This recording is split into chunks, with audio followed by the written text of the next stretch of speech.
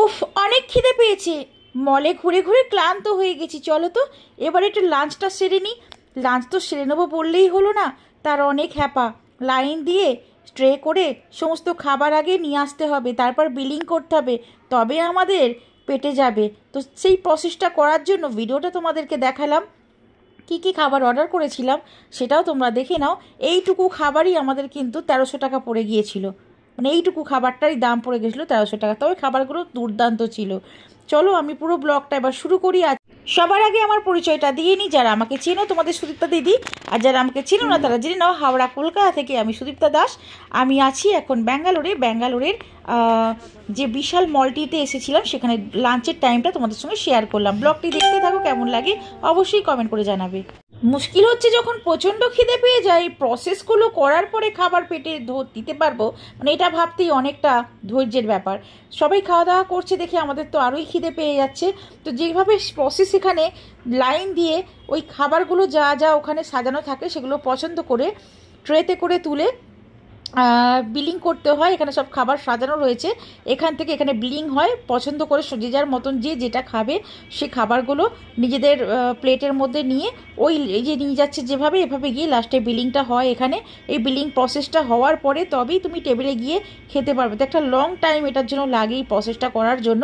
তো আমিও যথারীতি একটা ভেচার নিয়ে নিলাম, যেখানে খাবারগুলো মনের পছন্দ মতন করে নিয়ে নিলাম। এখানে খুব কস্টলি যে দামগুলো, 5 স্টার হোটেলের মতন সব খাবারগুলো। তো যাকে যেমনই হোক খাবারগুলো কোয়ালিটিপূর্ণ ছিল।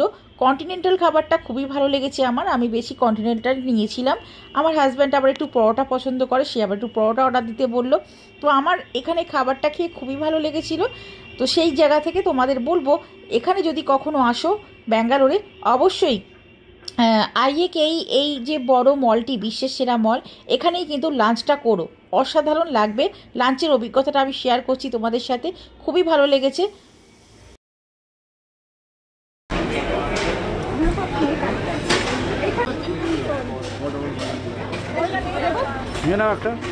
তো এখানে আমার খাবার যেগুলো পছন্দের সেগুলো তো আমি অর্ডার করে নিলাম। এবার আবার হাজব্যান্ডের কী কী চয়েস সেগুলো অর্ডার করব। दो परोठा